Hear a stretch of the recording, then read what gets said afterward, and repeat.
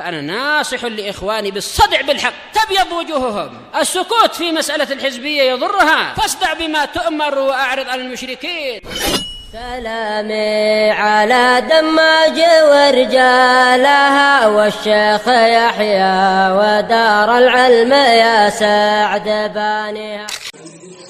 بسم الله الرحمن الرحيم. الحمد لله رب العالمين وبه نستعين على امور الدنيا والدين.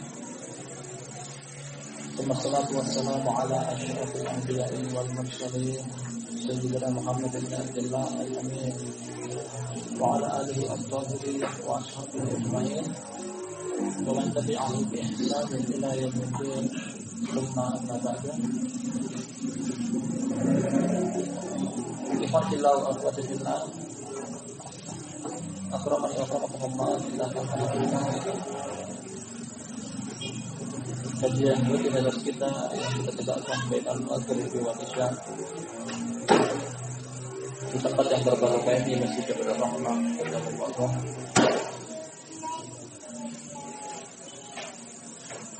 Yang kita minta kepada Allah Subhanahu wa taala untuk mempertahankan kepada kita majelis-majelis semacam ini.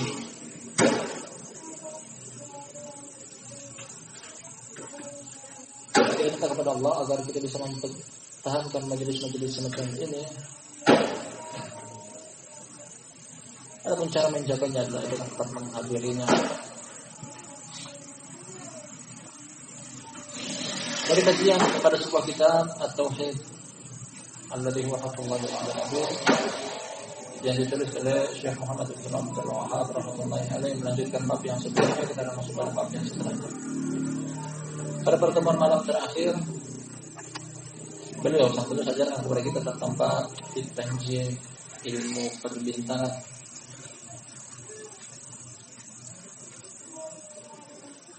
Syekh Muhammad bin Abdul Wahhab ketika belum menunjukkan kepada kita perkataan dari Imam Qatadah menerangkan bahwa hikmah dan tujuan diciptakannya bintang-bintang, yang pertama adalah perhiasan bagi langit, yang kedua alat pelempar syaitan, yang ketiga penunjuk arah.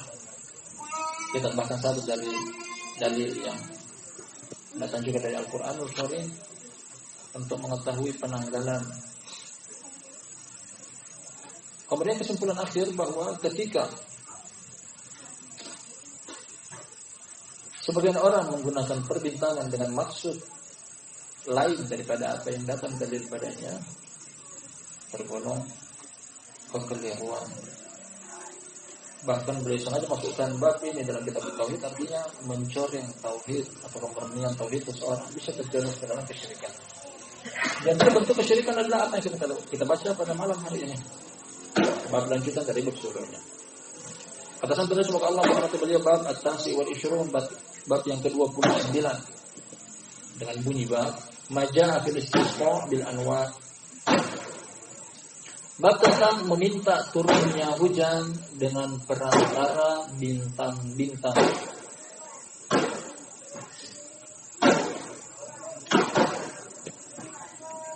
Nah, meminta turunnya hujan dengan perantara bintang-bintang. Beliau sengaja menyusulkan bab ini setelah bab yang sebelumnya, ini menerangkan tentang jenis kesyirikan yang terjadi dengan perantara perbintangan. Sebagian bangsa Arab jahiliyah, kita akan dapati nanti dari dalilnya, beranggapan bahwa sebagian bintang-bintang bisa ikut ambil andil dalam mengatur alam semesta seperti menurunkan hujan, dan ini terlarang. Bahkan nanti terbetik dalam pikirannya ketika boleh masukkan bab ini dalam kitab Tauhid, artinya ini mencoreng kemurnian tauhid.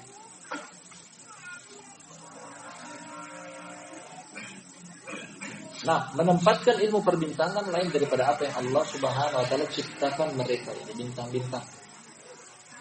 Bintang dengan tujuan yang telah kita baca tidak termasuk bisa menurunkan hujan.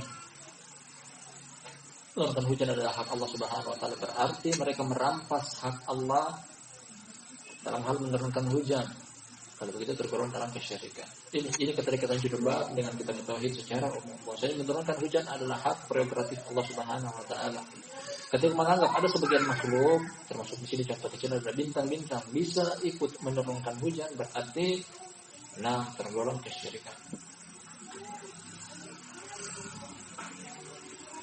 Kalau bintang saja yang memang tempatnya di atas sebagaimana turunnya air hujan dari atas. Kalau begitu,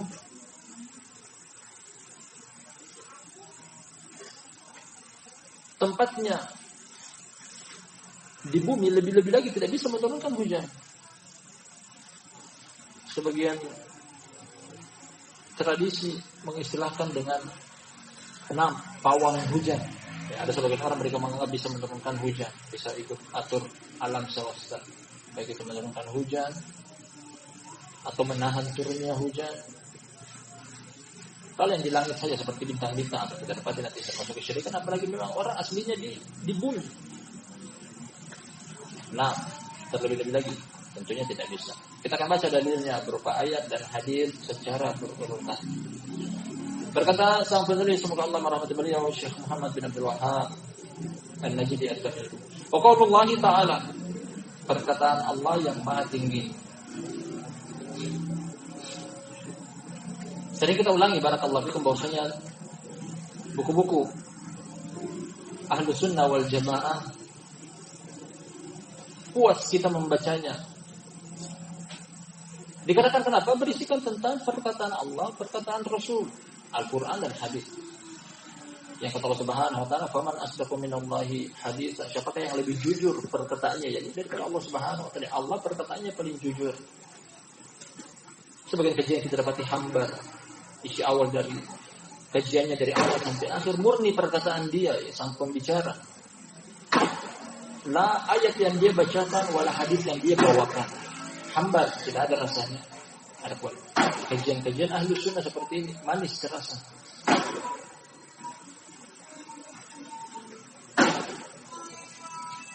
Perkataan Allah Ta'ala, wa taj'aluna rizqakum annakum tukadzibun. Kalian menjadikan rezeki kalian, ya Allah berikan kepada kalian, namun kalian mengingkari annakum tukadzibun, mengingkari bahwasanya itu datang dari sisi Allah Subhanahu wa taala. Ayat selengkapnya boleh datangkan berupa potongan yang merupakan inti dari ayat ini, akan datang selengkapnya nanti dari hadisnya Ibnu Abbas, akan datang dari hadis Ibnu Abbas. Tapi kita katakan bagaimanapun ayat ini boleh kita bawakan, kita baca dari awal. Satu ayat dari surat Al-Waqi'ah, kata Allah Subhanahu wa taala, "Fala uqsimu bimawaqi'in nujum wa innahu laqasamun law ta'lamuna 'azim." Laqasamun 'azimun law ta'lamun. Innahu laqur'anun karim fi kitabin maknun la yamassuhu illal mutahharun tanzilun mir rabbil alamin. Apa bihadzal hadithi antum mudhinun. Kemudian masuk pada ayat yang boleh bawakan dari awal bab ini, wa taj'aluna rizqakum annakum tukadzibun. 7 ayat atau sekitar 8, 7 atau 8 ayat dari surat Al-Waqi'ah. Intinya ada pada akhir ayat. Kita akan terjemahkan dari awal karena memiliki keterkaitan. Fala uqsimu bimawaqi'in nujum. Ya, kata Allah Subhanahu wa taala, aku bersumpah dengan tempat-tempat orbitnya bintang-bintang. Allah bersumpah dengan tempat naik dan turunnya bintang. Bintang secara umum adalah apa yang kita dilihat di langit bercahaya. Ada yang besar, ada yang kecil. Yang paling besarnya adalah matahari. Di antara bintang-bintang adalah bulan dan seterusnya. Matahari termasuk bintang. Dia adalah bintang yang paling besar. Allah bersumpah dengan tempat orbitnya bintang, naik dan turunnya. Manusia tidak boleh untuk bersumpah kecuali dengan nama Allah Subhanahu wa taala. Ini khusus hanya kepada Allah. Wa innahu laqasamun law ta'lamuna 'adzim. Dan sesungguhnya itu adalah sumpah yang agung. Seandainya kalian mengetahuinya, berkaitan dengan ilmu, bersumpah dengan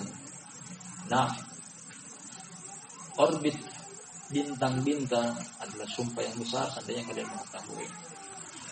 Kemudian Allah susul dengan perkataannya, Innahu laqur'anun karim fi kitabim maknun. Sesungguhnya dia adalah Al-Quran yang mulia. Kemuliaannya dari sisi manfaat yang bisa dipetik oleh umat manusia ketika membaca Al-Quran. Dari sisi pahala yang bisa dipetik per hurufnya. Pelajaran yang bisa dia ambil dari dalamnya. Berkah yang mungkin dia bisa petik dari sisi pengobatan. Cara meruqyah, rahmat dan hidayah. Ada seluruhnya di dalamnya. Petunjuk kepada umat manusia, tidak kurang. Manusia bisa mengambil Al-Quran, pelajaran dari Al-Quran yang mulia dari sisi kemanfaatannya. Fi kitabim maknun, dalam kitab yang terjaga. Lauhul Mahfuz, kitab yang ada di sisi para malaikat. Catatan yang ada di sisi para malaikat. Sebelum kita baca, sampai di Rabbil Alamin nantinya. La yamassuhu illal mutahharun, tidak akan menyentuh kitab tersebut kecuali orang-orang yang suci. Yang dari kalangan para malaikat. Dari kalangan para malaikat terjaga. Kitab tersebut tidak boleh disentuh kecuali yang memiliki kesucian. Tanzilu mir Rabbil Alamin. Al-Quran tersebut adalah turun dari sisi Rabbil Alamin. Sampai di sini sebelum kita masuk pada inti dari ayat yang perlu disebutkan. Apa keterkaitan antara Allah bersumpah dengan nama orbit bintang-bintang dengan penyebutan Al-Quran? Sebagaimana bintang-bintang memiliki manfaat bagi kehidupan umat manusia di permukaan bumi. Kalau kita tahu bahwasanya manusia bisa mengambil manfaat dari sisi perhiasan langit, arah mata angin, petunjuk arah. Demikian juga bisa mengetahui tentang jumlah hari dalam setahun. Termasuk juga adalah sebagai alat pelempar bagi syaitan.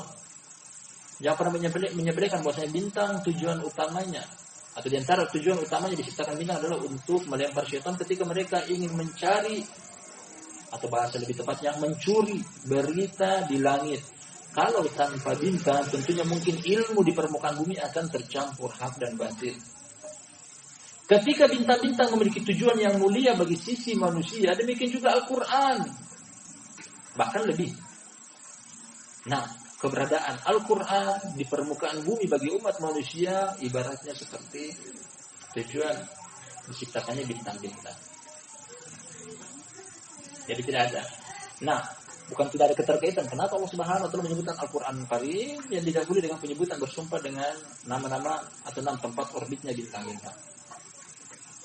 Kemudian masuk setelah kita mengetahui tentang tujuan keterkaitan satu ayat dengan ayat yang lainnya, Allah susul dengan apa bihadzal hadithi antum mudhinun wa taj'aluna rizqakum annakum tukadzibun. Ini di ayatnya. Apakah dengan perkataan ini yakni Al-Qur'an kalian ingin menolaknya hanya karena ingin mencari tempat di hati musuh-musuh kalian, orang-orang musyrik. Metode dakwah dari ayat ini memberikan pelajaran kepada kita bahwasanya sampaikan apa yang Allah Subhanahu wa taala wajibkan kepada kita, tak peduli orang suka atau benci. Karena ayat ini menunjukkan bahwasanya kalian mau menolak Al-Qur'an hanya karena agar orang bisa menerima dakwah engkau tidak menyampaikan al-haq. Menyampaikan al-haq mungkin akan membuat orang benci, kalau begitu diam akan al-haq. Di sini intinya bukan keridoan orang. Orang ridho atau tidak ridho, orang benci atau tidak, cinta atau benci bukan urusan kita. Yang penting kita menyampaikan apa yang Allah Subhanahu wa taala wajibkan kepada kita. Kemudian masuk wa taj'aluna rizqakum annakum tukadzibun. Di antara perkataan yang membuat ridho mereka, membuat ridho orang musyrik namun membuat Allah murka adalah ini dia. Dan kalian menjadikan rezeki yang Allah jadikan kepada kalian, Allah rezekikan kepada kalian, kalian mengingkarinya. Mengingkari rezeki.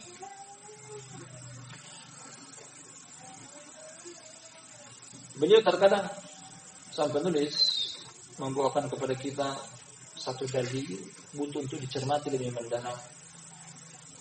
Makanya baca buku seperti ini tidak bisa sendiri kecuali dengan bimbingan dari ahlul ilmi.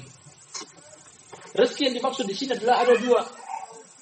Dan dua-duanya maksud di dalamnya. Rezeki yang paling pertama adalah rezeki secara umum. Allah Subhanahu wa taala memberikan rezeki secara umum. Jangan kalian ingkari. Dari sini mengatakan bahwasanya rezeki aku pantas untuk mendapatkannya.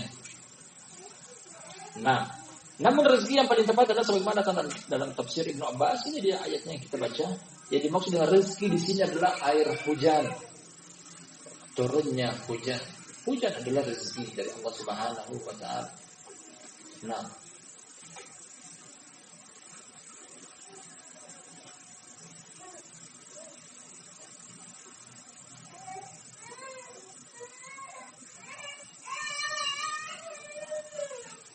apakah terkaitan antara penyebutan rezeki air hujan dengan bab tentang al-istisqa? Jelas sekali. Bab yang sudah kita kaji adalah tentang meminta turun hujan dari sebagian bintang-bintang. Beliau kaitkan dengan ayat yang barusan kita baca, ayat pertama bahwasanya hujan adalah Allah Subhanahu wa taala yang menurunkan. Hujan termasuk rezeki.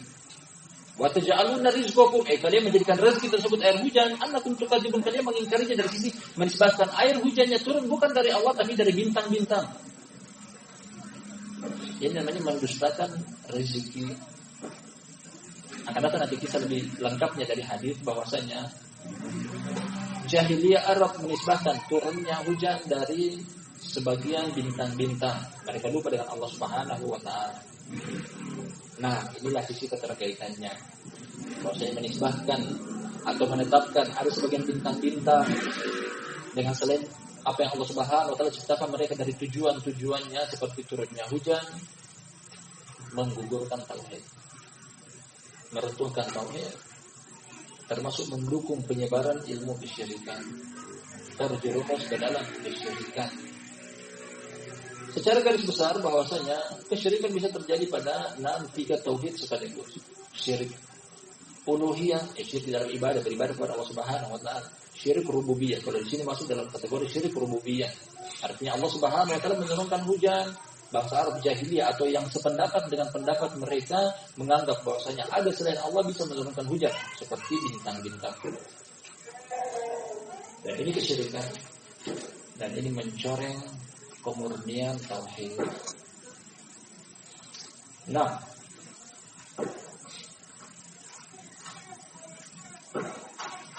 dari judul ayat atau dari ayat yang beliau bawakan kepada kita berkaitan dengan judul bab di atas, kita katakan bahwasanya butuh untuk dibimbing oleh ahlul ilmi karena beliau menyinggung tentang rizq pada ayat ini. Beliau sampai terus bawakan ayat ini, wa taj'aluna rizqakum annakum tukadzibun. Allah jadikan kepada kalian rezeki namun kalian mengingkarinya. Nah, rezeki yang dimaksud di sini adalah rezeki air hujan. Nah, kita baca ayat yang dalil yang kedua berupa hadis. Dalil yang kedua berupa hadis. Abi Malik Al-Asy'ari radhiyallahu anhu, Abu Malik dari kabilah Asy'ar dari Yaman, namanya adalah Al-Harits bin Harits. Yang berikan biografi demikian, namanya Harits, bapaknya juga Harits namanya. Semoga Allah meridhoinya.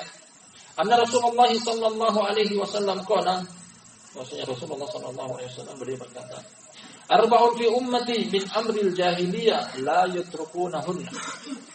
4 perkara yang masih ada pada umatku termasuk perkara-perkara kejahiliaan, mereka belum meninggalkannya. Jahiliyah istilah untuk konotasi jelek. Jahil artinya bodoh. Dari sisi zaman jahiliyah sebelum kedatangan Nabi Shallallahu Alaihi Wasallam. Berakhirnya zaman ini tepatnya pada awal kedatangan Nabi Shallallahu Alaihi Wasallam yang datang dengan cahaya terang benderang. Puncaknya adalah ketika Fathu Makkah tahun ke-8 Hijriah, ketika Nabi Shallallahu Alaihi Wasallam berorasi di depan pintu Ka'bah, di hadapan khalayak ramai dari para sahabat Muhajirin dan Ansor serta orang-orang yang baru masuk Islam ketika itu, sambil mengatakan kullu amrin jahiliyatin tahta qadamai hatai maudu'un, segala perkara jahiliyah aku letakkan di bawah kedua telapak kakiku, aku injak-injak. Tapi tidak ada lagi perkara jahiliyah setelah itu. Berakhir zaman jahiliyah, Fathu Makkah tahun ke-8 Hijriah. Namun secara bahasa jahiliyah masih akan tetap ada. Seperti hadis ini menetapkan 4 perkara dari umatku. 4 perkara yang ada pada umatku dari perkara jahiliyah masih ada yang belum mereka meninggalkannya. Meskipun zaman jahiliyah sudah berakhir. Terbukti juga sebelum kita baca apa 4 perkara tersebut. Nah, datang seorang sahabat Abu Dar radhiyallahu anhu, Jundub bin Junadah. Dia pernah mencela Bilal bin Rabah radhiyallahu anhu, seorang sahabat yang mulia muadzin Nabi sallallahu alaihi wasallam. Bahwasanya Bilal bin Rabah kulit hitam karena berasal dari ibu namanya Hamamah, ibu Bilal bin Rabah yang juga berkulit hitam. Ya, artinya mencela orang tua si Bilal, membuahkan anak juga yang berkulit hitam, Bilal bin Rabah. Kaum muslimin enggak boleh dicela. Serendah apapun dia di mata kita. Kaum muslimin wallahi agung di hadapan Allah Subhanahu wa taala, lebih agung daripada mungkin sebagian orang yang terpandang kaya raya. Namun dia kafir kepada Allah.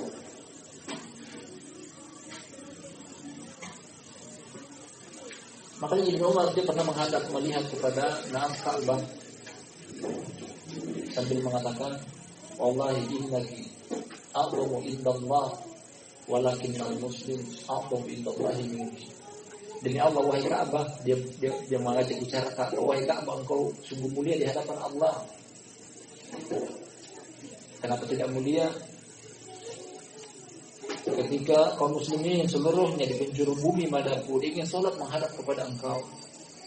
Nah, Ka'bah dijadikan bangunan, ditempatkan di tempat yang suci, haram, tidak boleh menumpahkan darah padanya, dan seterusnya.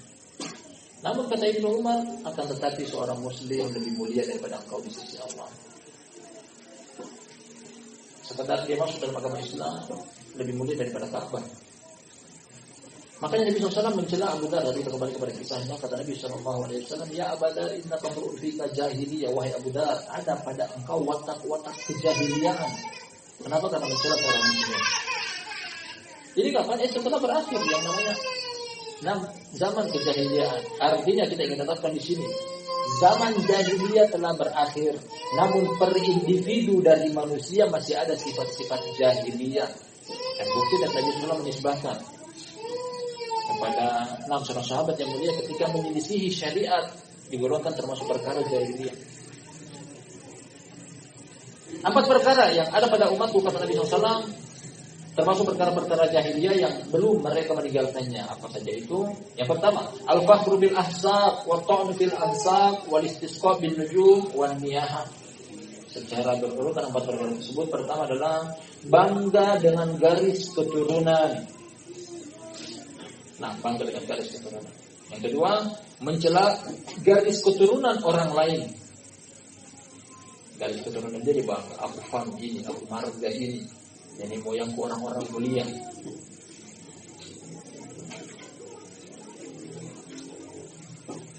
Kemudian mencela orang lain, mencela marga orang lain, mencela fam orang lain. Engkau marga engkau apa? Apa keturunan engkau yang mulia? Tidak ada. Nah, termasuk perkara jahiliyah. Berikutnya, wal istisqa bin nujum, minta turunnya hujan dengan bintang-bintang, wan niyaha, meratap tangis, berkeluh kesah ketika tertimpa musibah. Nah, niyaha, menolak takdir, menyalahkan orang lain, tidak menerima. Nah, mencabik-cabik rambut, merobek-robek baju, menampar-nampar pipi. Lalu ini berkeluh kesah ketika terjadi musibah. Dan penulis inginkan dari hadis ini barakallahu fikum keterkaitan dengan judul bab di atas, meminta turunnya hujan dengan bintang-bintang termasuk perkara jahiliyah. Ketika boleh menisbahkan itu termasuk perkara jahiliyah, berarti itu juga konotasinya jelek. Jahiliyah, siapa yang mau dijuluki dengan jahil? Engkau jahil, engkau bodoh.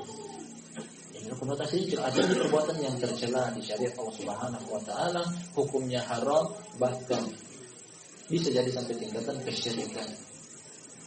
Nah, Jadi kata-kata antara judul bab dengan hadis ini bahwasanya meminta turunnya hujan dengan perantara bintang-bintang adalah perkara jahiliyah yang terlarang. Kita lanjut hadisnya, masih ada potongan akhir dari hadis ini karena memiliki lanjutan. Wa qala kata Nabi sallallahu alaihi wasallam an-naiha idza lam tatub qabla mautiha tuqamu yaumal qiyamati wa 'alaiha sirbalun min qatiran wa dir'un min jarabin. Rawahu Muslim. Lanjut hadisnya riwayat Imam Muslim.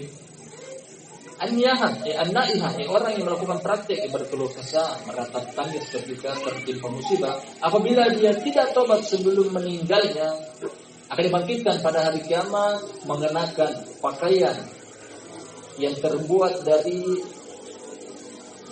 siraman lelehan timah yang panas. Timah yang panas meleleh. Jadi sebagai pakaian. Wadir'un min jarabin, dan juga pakaian besi dari luapan api, dari sengatan api. Waliyahillah.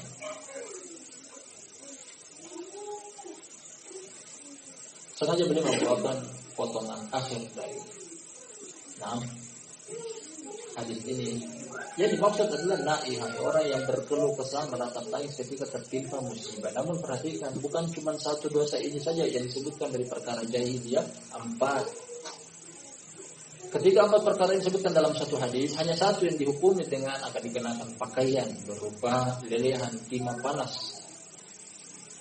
Kemudian dipakaikan pakaian besi dari luapan api. Ini akan merata tertimpa kepada 4 amalan jahiliyah secara merata. Dan juga bahwasanya ini perkara yang besar dalam agama Allah Subhanahu wa taala. Dan jangan pernah menyepelekannya. Nah, kita lanjut ke hadis berikutnya.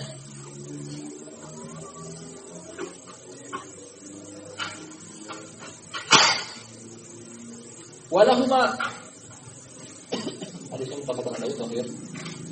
An Zaid bin Khalid radhiyallahu anhu qala, dari Zaid bin Khalid semoga Allah meridhoinya. Sahabat. Qala dia berkata, sallallahu Rasulullah sallallahu alaihi wasallam salat subhi bil Hudaybiyah ala ithri sama'in kanat min al-lail. Rasulullah sallallahu alaihi wasallam beliau pernah salat bersama kami tepatnya pada salat subuh di Hudaybiyah. Selepas hujan sisa tadi malam.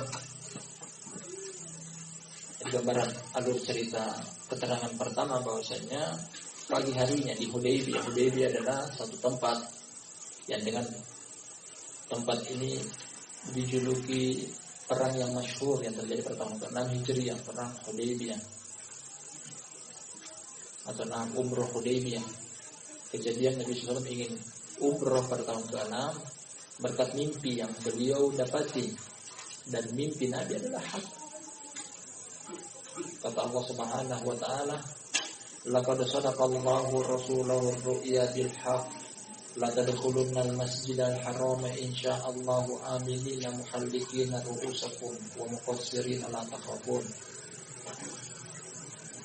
Nah, itulah betul mimpi. Allah telah membenarkan mimpi.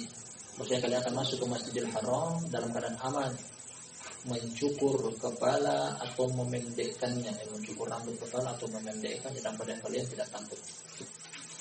Ini setelah sekitar 6 tahun Nabi SAW meninggalkan kota Makkah, hijrah ke Madinah, belum pernah kembali padanya dalam kurun waktu 6 atau 7 tahun. Kemudian turun mimpi dari Allah untuk masuk ke dalam Masjidil Haram dalam keadaan aman. Beliau ingin penuhi mimpi tersebut, beliau datangi pada peristiwa namanya Al-Hudaybiyah. Namun sampai di tempat Al-Hudaybiyah beberapa jarak yang sudah sangat dekat, Makkah sudah terlihat dari kejauhan di Hudaybiyah. Mereka terhalang untuk masuk ke kota Makkah dengan alasan bahwasanya terdengar isu kota Madinah sedang terjangkit wabah demam. Dengan alasan itulah mereka membuat perjanjian antara kaum musyrikin dengan Nabi SAW di pihak kaum muslimin. Kalian tidak boleh untuk masuk tahun ini karena sedang terjadi wabah. Boleh kalian masuk namun tahun depan, dengan syarat tidak boleh untuk membawa persenjataan perang. Masuk dalam keadaan umroh. Selain itu tidak. Kemudian perjanjian berikutnya adalah menahan peperangan selama kurun waktu 10 tahun. Tidak ada peperangan antara kita. Setelah peperangan dahsyat pada tahun kedua, perang Badar tahun ketiga, perang Uhud tahun kelima, perang Khandaq tahun ini, sampai 10 tahun ke depan tidak ada perang. Karena beliau terhalangi masuk, akhirnya beliau beberapa malam di Hudaybiyah menyelesaikan manasik-manasik umroh beliau yang belum beliau selesaikan, termasuk bersyukur, menyembelih. Di Hudaybiyah. Salah satu malam di antara malam-malam beliau berada di Hudaybiyah, tadi malamnya hujan, pagi harinya beliau salat subuh. Ini kisahnya. Falamma sarafa aqbala 'ala nas, ketika selesai salat beliau berbalik ke 6 jamaah. Disunahkan untuk berbalik ke arah jamaah dengan hadis ini ketika selesai salat. Jadi imam berbalik ke jamaah. Berbalik bagaimana? Menyamping kiri, menyamping kanan, jadi berbalik, pokoknya badan bertemu dengan badan, wajah dengan wajah. Faqala, kata beliau, hal tadruna madza qala rabbukum? Beliau bertanya, tahukah kalian apa yang Rabb kalian katakan? Qalu Allah wa rasuluhu a'lam. Mereka memberikan jawaban, Allah dan Rasulnya lah yang lebih tahu, karena mereka belum tahu sebelum diberitahu. Dari pertanyaan seperti ini, barakallahu fikum, bahwasanya boleh guru ingin mengajarkan kepada murid dengan cara bertanya, ingin mengetes pemahaman. Banyak sekali hadis-hadis semacam ini. Jadi jangan minder ketika guru bertanya, wahai fulan, apa pelajaran kita tadi malam? Bisa jawab alhamdulillah, tidak bisa jawab artinya akan malu. Buktinya dia tidak memperhatikan pelajaran yang sebelumnya. Boleh untuk bertanya, sang guru bertanya untuk mengetes pemahaman sang murid seperti hadis-hadis semacam ini. Mereka menjawab dengan adabnya ketika mereka tidak mengetahui, Allah wa rasuluhu a'lam. Sebenarnya ketika ditanya dia nggak tahu jawabannya, diam saja. Kita menganggap dia berpikir jawaban yang akan dia sebutkan. Dia kalau nggak punya jawaban, Ibnu Mas'ud mengatakan, qaul Allah wa rasuluhu a'lam nisful ilm. Perkataan Allah wa rasuluhu a'lam atau perkataan Allah wa a'lam adalah setengah daripada ilmu. Karena ketika engkau tidak tahu, engkau menjawab Allahu a'lam, artinya engkau menisbahkan ilmu kepada Allah. Aku tidak punya ilmu. Salah dan keliru ketika tidak punya ilmu, kemudian dipaksa untuk menjawab dan ternyata sesat, menyesatkan. Salah juga ketika ditanya nggak punya jawaban, dia cuma diam. Nggak bilang iya, nggak bilang tidak. Qala, berikutnya kata Zaid bin Khalid. Qala, kata Nabi sallallahu alaihi wasallam. Berikutnya. Yang pertama qala Rasulullah. Berikutnya qala Allah. Perkataan Allah Subhanahu wa ta'ala, jadi di sini termasuk hadis qudsi. Hadis qudsi. Subhanallah, di sini kita ulang-ulang berkali-kali kita mengatakan bahwasanya, perhatikan. Qala ada 3 dengan penempatan qala di siapa? Qala artinya adalah berkata. Pertama dari Zaid bin Khalid, datang dengan lafaz qala. Zaid bin Khalid radhiyallahu anhu qala. Qala sahabat, berkata sahabat. Datang qala yang kedua dari Rasulullah. Faqala hal tadruna madza qala rabbukum, juga dengan lafaz yang sama, qala. Sahabat dengan qala, Rasulullah dengan qala, Allah juga dengan qala. Kenapa diartikan berbeda? Dari mana usulnya? Wallahu a'lam. Dari mana penempatannya? Wallahu a'lam.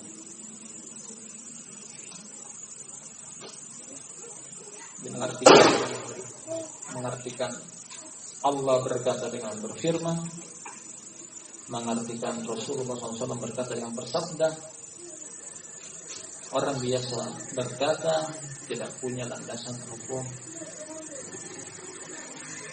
Qala, kata Allah Subhanahu wa ta'ala, asbaha min ibadi mu'minun bi wa kafirun. Allah katakan ini, hamba-hambaku masuk di pagi hari, ada di antara mereka yang mukmin, ada pula yang kafir.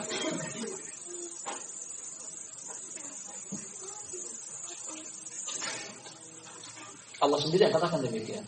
Masuk di pagi hari ini, tadi malamnya baru turun hujan. Ada di antara hamba-hambaku yang mukmin, ada pula yang kafir. Fama man qala mutirna bi fadlillahi wa rahmati fadzalika mu'minun bi wa kafirun bil kawkab. Adapun orang-orang yang mengatakan kami dihujani dengan karunia dari Allah serta rahmatnya, mereka itulah yang mukmin kepadaku, mengingkari bintang-bintang. Wa amma man qala mutirna bi nau'i kada wa kada fadzalika kafirun bi mu'minun bil kawkab. Adapun orang-orang yang mengatakan bahwasanya kami dihujani dengan bintang ini dan bintang itu, mereka itu yang kafir terhadapku, percaya kepada bintang-bintang. Nah, Allah Subhanahu wa taala yang menerangkan kepada kita bahwasanya menisbahkan turunnya hujan bukan kepada Allah namun kepada selain Allah berupa bintang-bintang, perbuatan tersebut adalah kekufuran.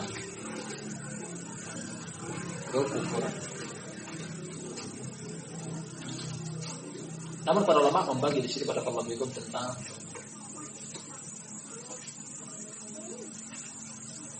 sebagai mereka mengatakan kufrun duna kufrin, artinya kufur namun tidak sampai tingkatan kekufuran, menghilangkan keimanan dalam dadanya. Ada pula yang mengatakan bahwasanya bahkan kafir, zahir dari hadis ini. Dengan perincian, perincian kapan seseorang memang kufur keluar dari keimanan, kapan seseorang hanya dikatakan kufur duna kufrin, kufur perbuatannya dahsyat namun tidak mengeluarkan dia dari keimanan. Perbedaannya adalah pertama, ketika dia meyakini Allah Subhanahu wa taala yang menurunkan hujan, namun keberadaan bintang-bintang ini sebagai sebab, nah ini kufur duna kufrin. Namun ketika menisbahkan bahwa turunnya hujan dari bintang-bintang tanpa ada sangkut paut dengan Allah Subhanahu wa taala, inilah yang kafir tanpa ada perselisihan di dalamnya.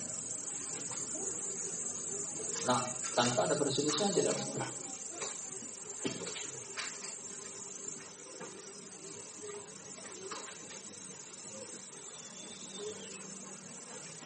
Bangsa Yunani kuno, mereka menjadikan bintang-bintang sebagai sembahan mereka. Bahkan sebelumnya lagi datang dari kaumnya Nabi Ibrahim alaihissalam. Mereka begitu mengagungkan yang namanya perbintangan. Kata Allah Subhanahu wa taala, "Falamma ra'al syamsa bazigatan qala hada rabbi hada akbar." Nah, mereka menganggap bahwasanya bintang-bintang inilah yang mengatur alam semesta, bulan, bintang, matahari. Yang kita berikan tanbih kepada sebagian info barakallahu fikum bahwa sebelum kita lanjut pada yang sebelahnya, masih sering terdengar dari sebagian ikhwah, mungkin karena tidak tahu alasannya atau sudah tahu tapi masih menyepelekannya, masih sering menggunakan penanggalan dengan nama-nama bintang. Nah, maksud kami nama-nama bulan masih Januari, Februari, Maret. Sebagian ulama mengatakan bahwasanya nama-nama ini adalah nama-nama bintang yang dahulunya disembah oleh Yunani kuno. Keberadaan bintang ini pada bulan 1, keberadaan bintang ini pada bulan 2. Kemudian mereka menganggap adanya kalender, nama bintang yang muncul itulah mereka jadikan sebagai nama bulan. Nah, artinya kalau kita menyebutkan nama bulan tersebut berarti kita mengiyakan, menyetujui nama-nama bintang yang dulunya disembah oleh bangsa Yunani kuno. Barakallahu fikum, jangan salah kita jadi perakarsai oleh umat yang kotor untuk membedakan mereka, untuk membedakan diri. Alhamdulillah Islam punya syariat tersendiri termasuk dalam masalah penanggalan. Ditetapkan kalender Hijriah. Tujuannya apa? Untuk kita tidak menggunakan lagi kalender-kalender yang lainnya. Kita nggak butuh. Islam punya kalender tersendiri Hijriah. Nah, kalau antum mengaku salafi, gunakan kalender tersebut. Muharram, Shawwal, Rabiul Awal, Rabiul Akhir. Seluruhnya dihafal bulan-bulan tersebut karena amalan Islam berkaitan dengan penanggalan atau kalender tidak kita jumpai dari bulan-bulan Masehi. Hari Raya 1 Syawal. Bagaimana kita bisa mengetahui dalam bulan-bulan di kalender Masehi? Tidak ada bulan Syawal di Masehi. Musim haji yang dimulai dari Allah Subhanahu wa taala, al-hajju ashhurun ma'lumat. Nah, haji memiliki bulan-bulan tertentu. Dimulai dari Syawal, Dzulqa'dah dan Dzulhijjah, berakhir pada tanggal 14 Dzulhijjah. Artinya amalan-amalan agama Islam berporos pada kalender Hijriah, bukan kalender Masehi. Kalaupun masih berat, kalau masih sulit karena muamalah kita dengan orang awam, mungkin mereka nggak tahu kalau bilang bulan Muharram, bulan Shawwal, bulan. Nah, kita gunakan inisial angka bulan 1, bulan 2, bulan 3 keluar dari larangan tanpa perlu menyebutkan nama-nama kalender tersebut. Barakallahu fikum, kita kaitkan dengan apa yang barusan kita baca. Keterkaitan antara judul bab dengan hadis yang barusan kita baca. Allah Subhanahu wa taala menetapkan ketika sebagian orang meyakini bintang-bintang yang menurunkan hujan, perbuatan tersebut adalah perbuatan kekafiran. Kalau kafir yang keluar dari agama dengan perincian yang tadi telah kita sebutkan di depan. Tergantung dari keyakinan bahwasanya apabila dia meyakini Allah yang menurunkan hujan namun keberadaan bintang ini sebagai sebab, baik kufur dia kufur. Kalau meyakini bahwasanya bintang-bintang tersebutlah yang menurunkan hujan tanpa ada sangkut pautnya dengan Allah Subhanahu wa taala, artinya Allah tidak ikut campur dalam urusan menurunkan hujan, bintang-bintang tersebutlah satu-satunya menurunkan hujan, ini berarti kafir tanpa ada perselisihan di dalamnya.